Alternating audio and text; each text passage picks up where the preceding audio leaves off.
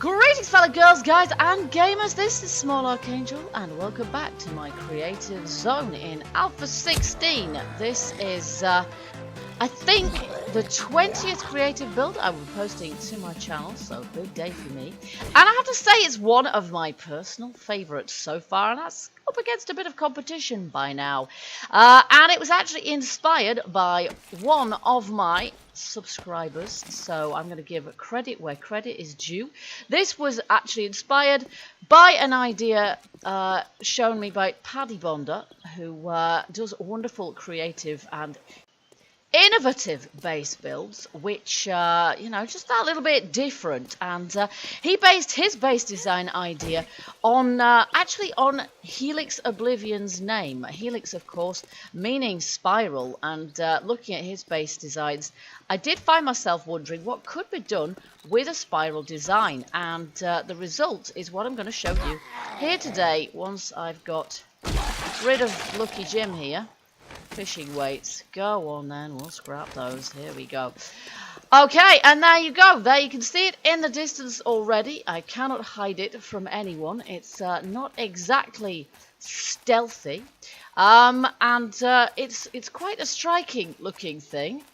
It's based on my usual tower design, which I'm very fond of, but with quite literally a twist. So we've got a central pillar here holding the whole thing up, and also acting as a sort of a stairwell and electricity shaft. And then we've got a series of platforms which just go round and round and round and round until basically I got bored. No, I did plan it out specifically to have a certain number of rooms inside as well, which you'll see when we go inside. And of course we've got the obligatory fighting platform above as well. But the whole thing is based on a hexagonal, octagonal design as well, which just gives it that little bit of something different to look at. And you can see there's a fair few dead zombies around here, which I haven't cleared up. Or, yeah. Or oh, hello, I'll have those. Or looted, it would seem. So that's excellent. Oh, look at that. Fantastic. I need mechanical parts. Sorry, guys, I'm just getting completely distracted here. This is the problem with base builds that you actually are using at the time you can keep your dog food.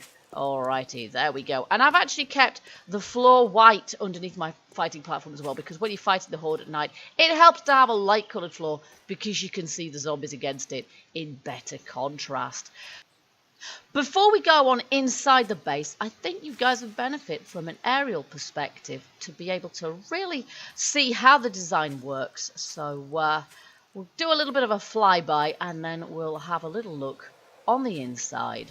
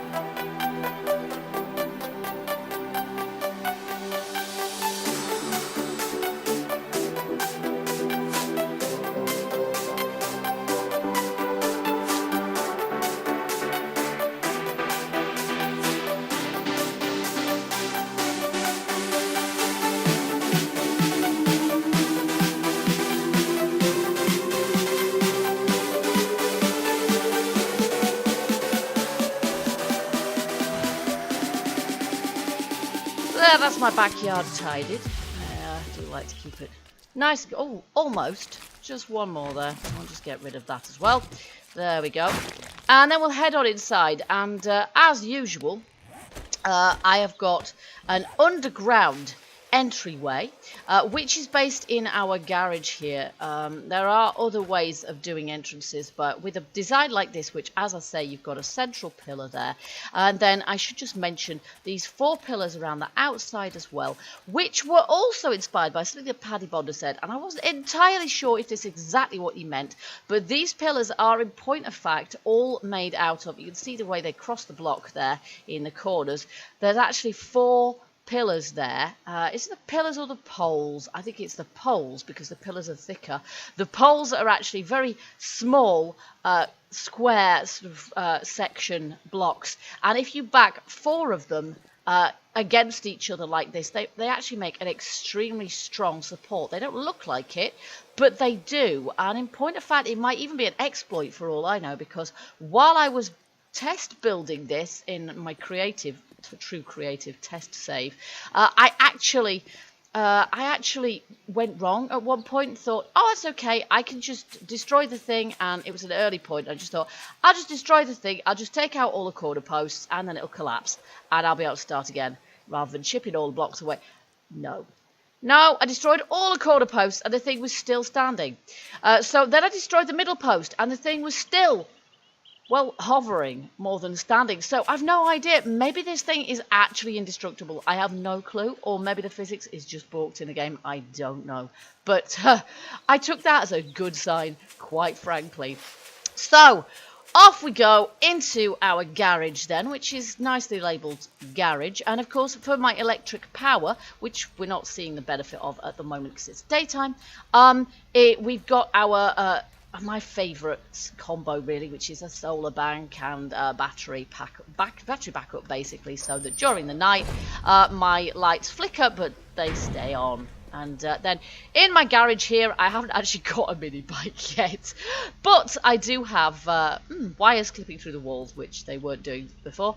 I've got places to store my trade goods, my bike parks. This is basically my favourite garage layout, with 2 sets of doors so that I can get the bike in easily regardless of how badly I've parked it.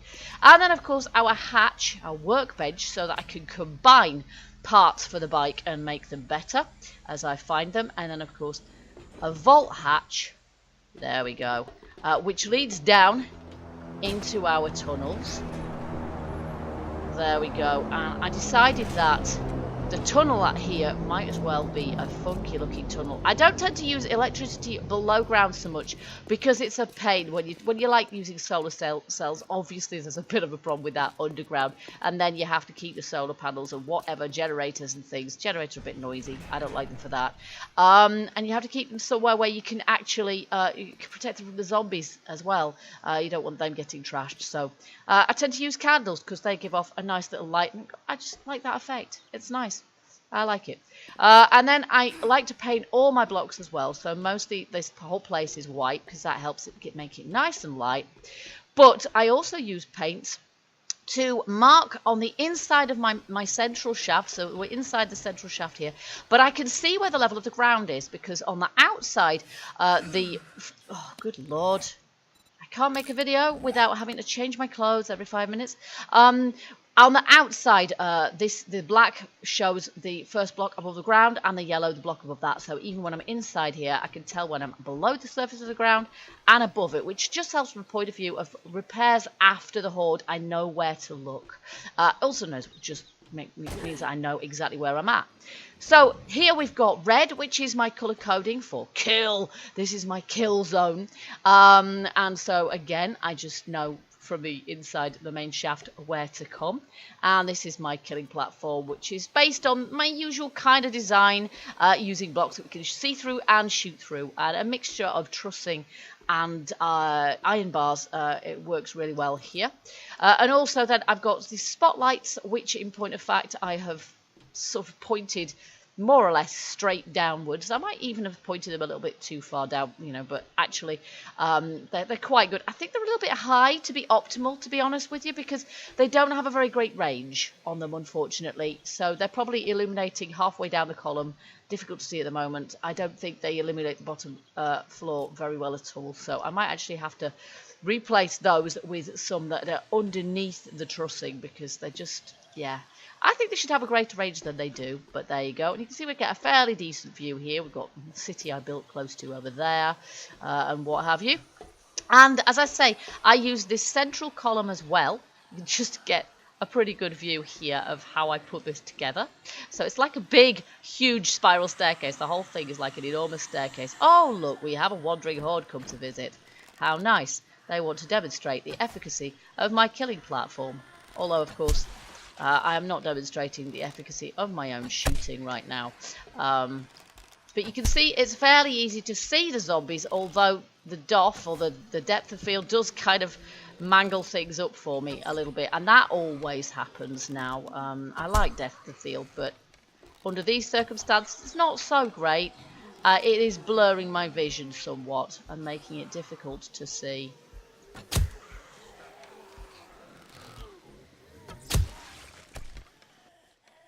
And that's seen them off. And as you can tell from the corpses I was looting earlier and destroying earlier, I do get quite frequent daily visits. The more time you spend around your base, the more likely that is to happen. So I've been making good use of these jail doors, these prison doors. I love them, actually. I think they're brilliant. If you use a lot of bars and things, and you can see through them, and they give you a wonderful feeling of security, I think they're great. I love them. And then you can see my electrical conduits running through here. And I've got colour coding here as well. So you can see this door then with green for the garden. And you probably noticed on the outside I actually painted these platforms as well with a green band. So the whole thing is kind of colour coded. And I've actually got a series of gardens here. And this was sort of directly inspired by Padybonder's design. A series of gardens, and I've got 11 of them because there are 11 crops, not counting trees, currently in the game.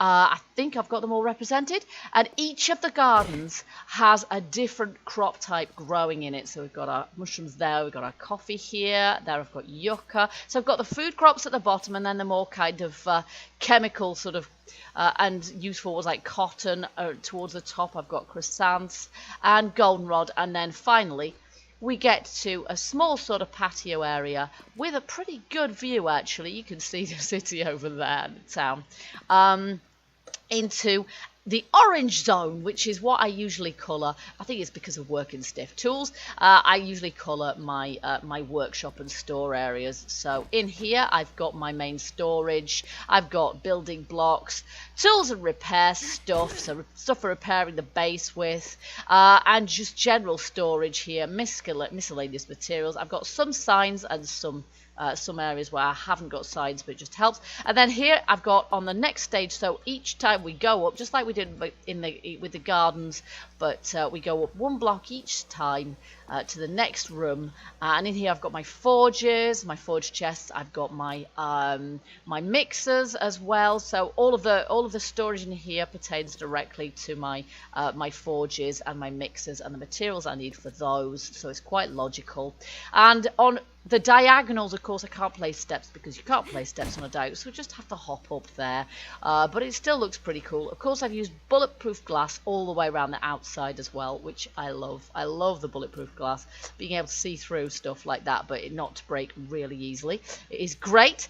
And then this I decided was my yellow zone, which is sort of slightly less industrial crafting. So we've got my workbench here, and I've got my weapons and armor basically here. So I've got my ammo boxes, and I've got my gun safes, and I've got weapon parts, my workbench, of course. And then up here I've got my my chemistry lab, if you like. So I've got my storage for bandages, drugs, medical supplies, my chemistry bench, and just places for me to put my natural ingredients that I've garnered from my garden as well. And then of course I've got my house, and this one actually has a door, so I can separate it off like that, or a pair of doors. It's a shame you can't get doors that actually open opposite directions to each other. You kind of can, but then they look wrong way around and they don't quite match up, but hey ho, they look quite nice. I've got some blinds here as well because that looks quite nice and kitcheny. I've got a washing machine, just, you know, to be a bit RP. Sink where I store my bottled water and things. I've got a wall oven where I can store whatever, and then a load of cupboards, of course. A fridge where I can put my vegetables, fruit, meat, eggs, all of that business. Little dining booth area here, and in my house I decided I was going to go for, I was going to make it a little bit more civilized. I was going to have skylights, because at this point we no longer have any of the spiral going over the top of the base, which means that we're able to see through the roof like that. So we've got skylights, we've got arched doorways, and I made good use of interior painting as well, so that we've got, for example, a dark red wall in here. We've got some beverage coolers as a bar, so I can keep all my beer in there or whatever else I have.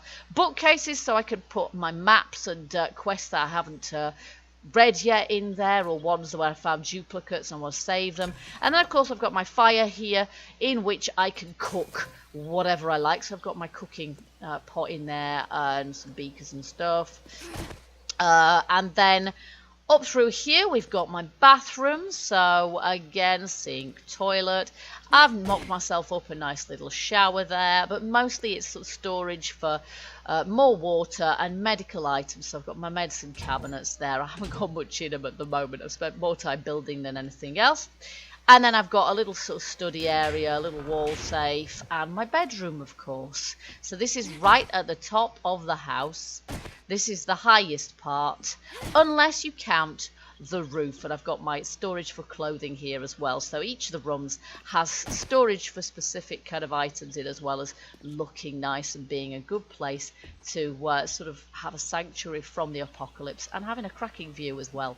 And then I've got a door here which is actually a maintenance door. And remember, we've got our central shaft, and it does actually go all the way up. We actually got off it at one point, but I could go right from the below ground, our entrance hatchway, to just all the way up the centre here. And you can see the different colours all the way up. So you've got the orange, which represents our crafting area. And then here I've got blue, which represents domestic. And there's the door to the domestic there. And then we've actually got blue as domestic and maintenance. We've actually got a hatch out here as well. I've got a skylight to provide a bit of daylight during daylight hours, and then here, this is our maintenance hatchway, and we've actually almost got a double helix going on here, because basically we've got the helix below where we'll live and grow all our stuff, and then we've got the helix above, which is basically the roof. And I don't really want to fall down there. It wouldn't actually kill me, but it would hurt. And you can see there's my skylight there. So this is literally the tallest part of my building, but it enables me, of course, to maintain and place my electrics. So this is how I did this. And before I glazed my skylights, I basically just grabbed a wire with a wire tool and dropped through the ceiling through the skylight. So I'm hoping I don't have to redo any of that, because that would be a bit of a nightmare. I am using, of course, solar banks here as well. And the thing with solar banks is you can place them, whoa, haha, it's that time of the week, folks. We've got a horde coming, but before that, with solar banks, if you put them directly above one another, you absolutely can place them directly above one another. But in order to do that, you just need to make sure that they are not placed on top of a block. If you place them on top of a block, they will shade the one below them, which means that they will not function. So as long as they're just attached directly to the wall, you can pretty much put them wherever you want. And so for all the way around here, basically, I have got, I have got them on every other wall, basically. On all of the flat walls, I've placed a solar bank with a battery bank as backup. And we can actually go all the way around. We've got a maintenance hatchway there as well. And we can actually drop down here, and we can follow this all the way down. There isn't a lot of headroom, but we can do it, and we can walk all the way down pretty much to just above our garden, and then just drop down there. There we go. Marvellous. But as I say, we have got a horde coming, so we may as well do a little bit of horde testing. I probably need to make a few arrows I haven't actually had my forges going enough so far to be able to, and this is the only way to get down from here. There's no way, apart from the central way, to get between, there we go, between our killing zone and the levels above. And in point of fact, just in case the zombies actually managed to break through the blocks of the base of my tower there, which is reinforced concrete, it's not all the way to steel or anything like that at this point, then I just didn't want them to be able to just shin straight up my ladder, of course. So yeah, I installed the odd hatchway. We've got one there, and then we've got one up by our living quarters as well as an extra line of defense. So I thought we'd finish the video off just with a bit of a horde test. But just before I do that, I will just demonstrate one last thing. Hay bales. Painted to look like paving. I love it. So we've got a little bit of looting to do here.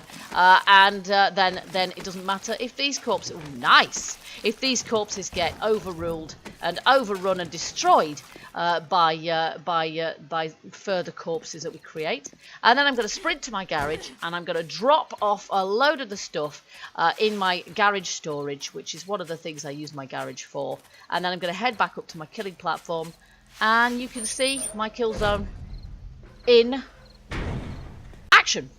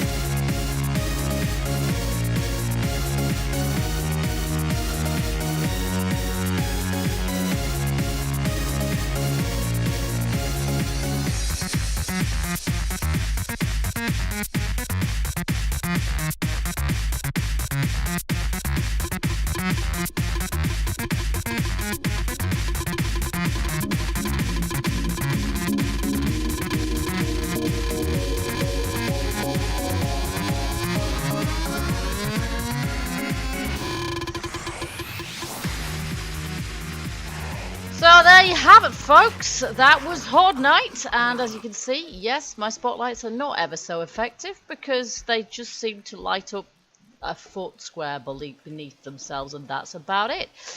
We've cleaned up down there. I've got obviously the full circle. I can wander around here in order to attack the zombies. We seem to have a feral nursie down there, so I'll have to watch out for her when I go down. But other than that, we're pretty much done here. And, of course, you could, if you wanted, place traps down there as well. So your blade traps, dart traps, gun traps, anything like that as well. But the benefit I find of shooting the zombies from above like this is that they just don't seem to know what to hit. And not a single zombie all night has actually hit the thinner pillars. because maybe because of the way they're configured, because they're, yeah, strictly speaking, they all take up a block and give the same amount of support as a full reinforced concrete block would. But they take up a lot less space, so there's a lot less for the zombies to actually aggro on. There was a few punches got given on the main pillar, but as long as you stay away from the central pillar, they mostly stay away from it as well. And I've often found that having diagonal walls as opposed to straight ones, so using diagonal ramp blocks, can help with that as well, because the zombies don't seem to be able to hit them quite so well. There we go. I am now level 177. Go me. Alright, so I hope you guys have enjoyed this video. The sky is still tinged with blood. Yeah, this base, I am loving it. As I say, I think it is one of my favourite builds ever. It looks cool inside and out. Yeah, it just goes to show what kind of... The building possibilities in this game are pretty much endless, so long as you have got structural integrity, which isn't always strictly realistic. You can do more or less what you like. And with the new painting mechanic as well that we got in Alpha 16, do we have that feral nursey still running around here? Somebody's certainly around here somewhere, but I'm not sure who or where. With the new painting mechanic, we can, in point of fact, do all sorts of things. You can paint any block to make it look like any other block, so the possibilities are pretty much endless. So go out there and get building. Basically, I will keep on having ideas myself and posting them on here, because I like to have a record of my builds myself. That way I can revisit and recreate them as the series develops, as the game develops, if I want to as well. So there you go, guys. I hope you've enjoyed the video. I hope you like the build. If you have, you know what to do. Hit that like button. Let me know in the comments as well what you think, and I hope you join me for the next video. Another one coming to the Creative Zone soon, I think. But also, yeah, keep watching the series. And if you haven't seen anything else I've got on the channel, check out the rest of the stuff in the Creative Zone. Check out my series. All of the rest of that good stuff. Think about subscribing. And I will see you guys later. Till then, keep gaming. Stay happy. And bye-bye for now.